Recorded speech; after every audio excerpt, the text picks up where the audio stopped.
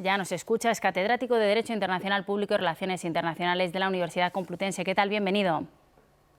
Hola, buenos días, muchas gracias. Bueno, vamos a ver si podemos analizar lo que hay más allá de esa noticia que llenó ayer todos los medios y que no estuvo en vilo durante gran parte de la jornada, Rafael. La gran pregunta hasta ahora es difícil de contestar, ¿no? ¿Quién puede estar detrás si Wagner actuó solo de este intento de rebelión, animado desde dentro o desde fuera de Rusia?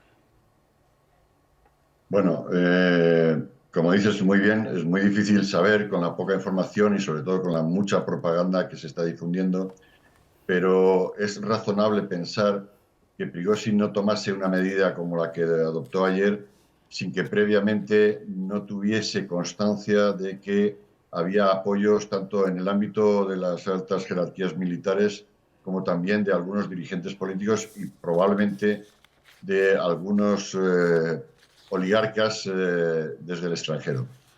¿Qué pasará ahora con Prigozhin? Estamos muy pendientes. Recordamos que es un oligarca ruso, una de las mayores fortunas del país. Ha tenido mucho protagonismo en la sombra o en primera línea, por ejemplo, en la guerra de Ucrania. Podría haber pactado refugiarse en Bielorrusia, ¿no?, que ha tenido un papel fundamental. Sí, a ver, esta es una salida, pero es una salida de la situación, en mi opinión, es un cierre en falso.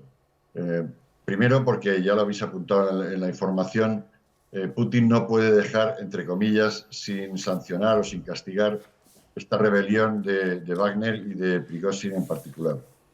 Segundo, porque y no puede dejarlo sencillamente porque está en juego su propia credibilidad y su autoridad.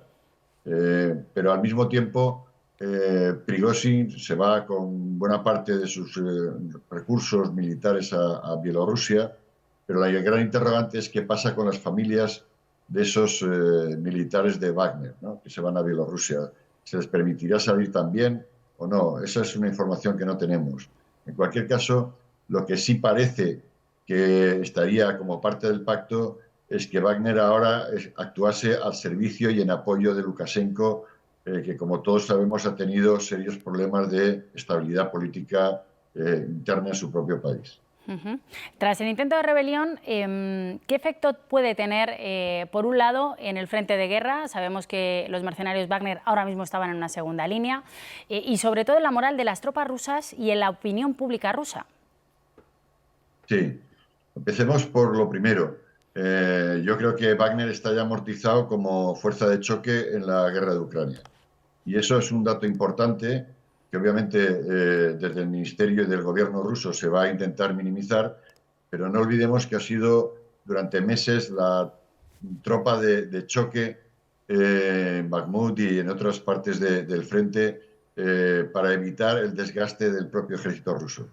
En segundo lugar, lo que es evidente es que nadie vaya a salir indemne en su reputación de esta crisis. Es decir, si algo ha quedado claro tanto para los medios de comunicación como para los gobiernos occidentales, es que Rusia es un Estado en vías de convertirse en un Estado en crisis o fallido.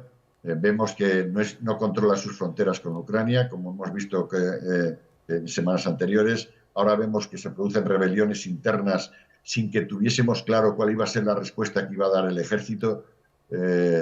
El papel de superpotencia de Rusia solamente se mantendrá porque sigue teniendo los arsenales nucleares estratégicos, pero nada del funcionamiento del Estado ruso hace pensar que tenga la capacidad que correspondería a una superpotencia. Y por último, yo creo que la opinión pública rusa, como consecuencia de esta rebelión, se ha dado cuenta de que efectivamente, más allá del sentimiento nacional, la realidad es que el país está en una crisis no solamente económica, sino también política. ¿Cree, Rafael, que esta ha sido una de las mayores humillaciones sufrida por Putin en las décadas que lleva ya en el poder? Sí, y no solamente eso, sino porque, repito, nos falta mucha información, pero es obvio que Prigozhin constituía la punta del iceberg de un movimiento que hay contra Putin y lo que representa dentro del aparato del Estado de Rusia. Y por tanto, no solamente es una humillación a título personal, sino también de forma simbólica, a lo que él representaba de fortaleza del Estado ruso, tanto interna como internacionalmente. Queda claro por sus respuestas que Putin no va a volver a contar en principio, salvo que lo necesite casi en una acción desesperada con los mercenarios Wagner, ¿no? La guerra de Ucrania. No, no va a contar, punto. Ni en situación desesperada ni no desesperada. Porque ya se ha Directamente dado no va a cuenta contar. que, sí, que se ha dado cuenta que eso es meter al enemigo dentro de casa. Todo esto ha ocurrido, vamos a contextualizarlo también en un momento concreto, ¿no? En un momento importante de la guerra, 16 meses de guerra, en plena contraofensiva ucraniana. Es verdad que con tímidos avances hasta ahora. Sí, sí, porque, a ver, con las defensas que había montado Rusia durante todos estos meses, todos sabíamos que nos iba a producir un avance de ocupación de territorios espectacular como la que ocurrió el verano pasado, el verano del 2022.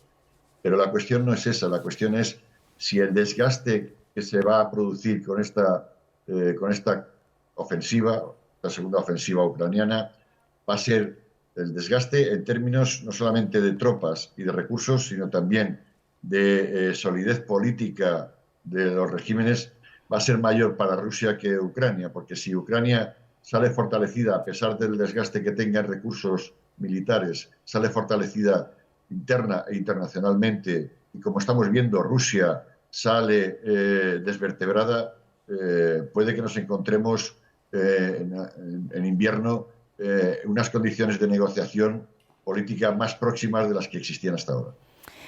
Rafael Calduch, catedrático de Derecho Internacional Público y Relaciones Internacionales de la Complutense, gracias por acompañarnos esta mañana de domingo. Es un placer. Hasta la próxima. Muchas gracias a vosotros.